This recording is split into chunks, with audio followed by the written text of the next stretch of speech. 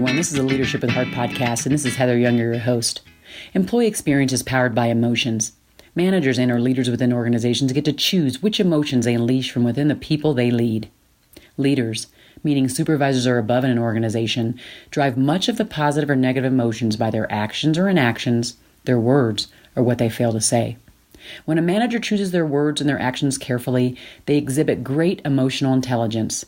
These managers are often thought of as leaders who care, or as I like to call them, leaders with heart. This special brand of leader drives engagement and loyalty simply by being themselves. Are these leaders perfect? Absolutely not. It is in their awareness and sharing of some of their imperfections that we realize their brilliance.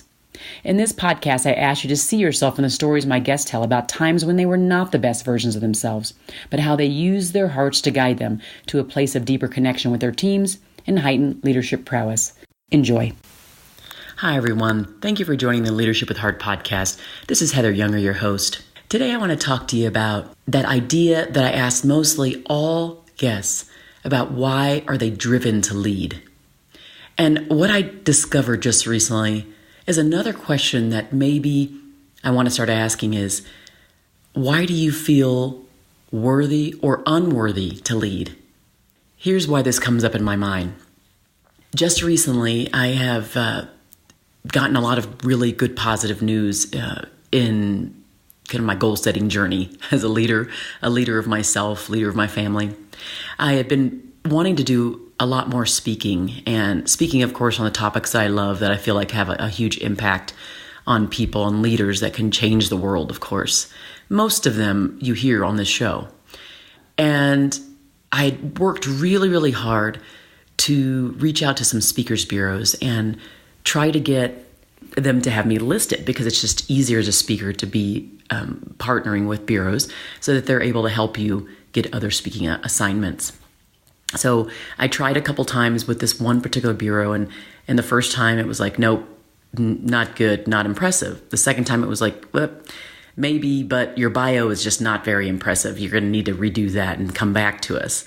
And so I sent out a third round to several, and that same one that told me no 2 times finally reached out to me after returning from a conference and said, can we please list you? Give me your approval to do so on our website. And it just happens to be one of the more prominent speakers bureaus. So I felt validated in not taking no for an answer. And it tends to be my MO, to be honest. I do believe that there's a need to hear the messages that I tell the world. And it's not because it's me saying it. It's because someone's got to say it. And I've chosen to be that person to deliver those messages. And so that's why we have this show too, right? Because we have people like you who are wanting, really hungry to hear these leadership messages. Not because you're not an amazing leader yourself, but if sometimes we just need inspiration, and I do too. And so the question is, am I good enough? And that was one of those things that really has haunted me, to be honest, my entire life. And when we think about that drive to lead, sometimes the drive is positive and sometimes the drive is negative. I can remember when my professor in college told me that he doubted I would ever go to law school. When I sat down with him, I remember him sitting across from him telling him this is what I was going to do. I was going to go to law school, be a lawyer. I think he saw in me that I probably wasn't going to be a lawyer long term. But the way he said it in such an undermining, demeaning way, it really irritated me. To be truthful, it pissed me off. And it drove me to do exactly what I told him I was going to do. I mean, I knew I was going to do it anyway, but he just fueled me to be that person I knew I could be. So what are the things that are holding us back from showing our best selves as leaders? What are the things that are helping us or stopping us from believing in ourselves as leaders? Often we have this imposter syndrome, this idea that, do we belong here? Do we deserve to lead these people? Are we worthy to be followed? These are some really deep questions, but I think they're ones that we all need to ask ourselves. The idea of what is it that drives us to lead. If you've read my book, you know exactly where this starts from. And this was that early rejection that I had from my family as an interracial and interfaith product, I guess, a child that came from that background. and really being left out of the family. Was treated like a redhead stepchild, treated like the black sheep, and feeling like my voice was important. It was not important at all, that I just didn't matter, and that I was just stuck in my life.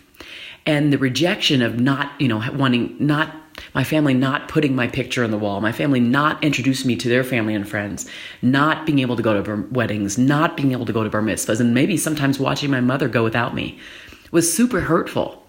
But it put this seed inside of me that said, are you good enough? Won't you go prove it to them that you're good enough?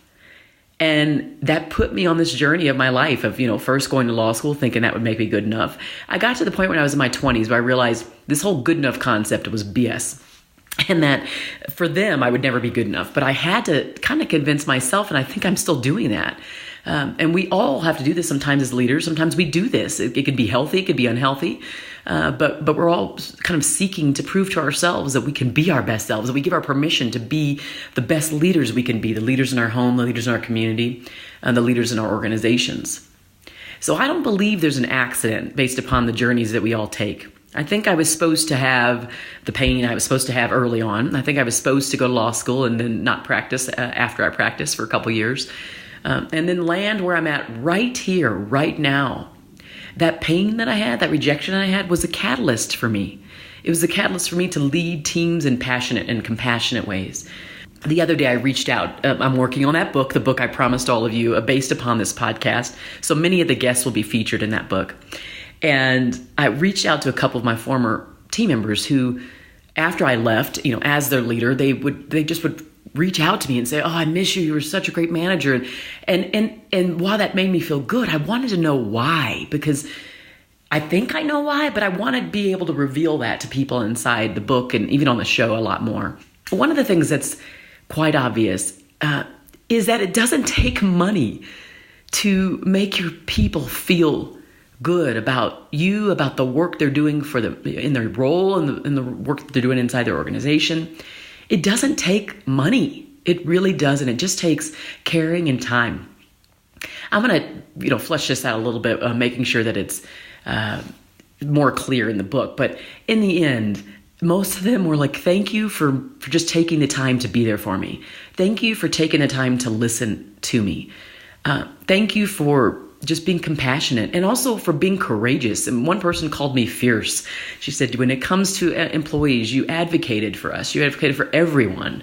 And when people would call you on the carpet or, doubt your actions, you were very strong in your position. And she recalled for me a great story, a couple of the stories I'll put in the book, because some of the things you forget and you don't realize who's watching you.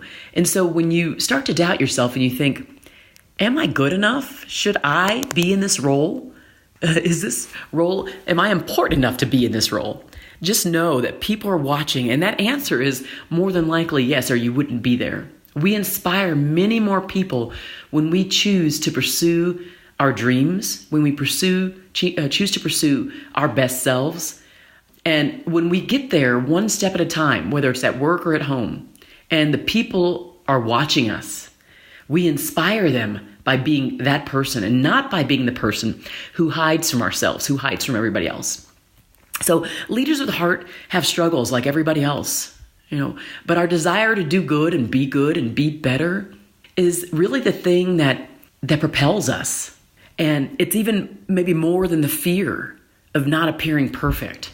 That's why we keep doing the work we do as leaders. So I certainly hope this show has been eye-opening for you and uplifting as well. I really do thank you for your support going forward. We have some great guests coming up. Please go out and be your best selves today and every day. And just thank you for joining the show. Thank you for listening to the Leadership with Heart podcast. You can grab the show notes by visiting customerfanatics.com. And don't forget to subscribe to our newsletter.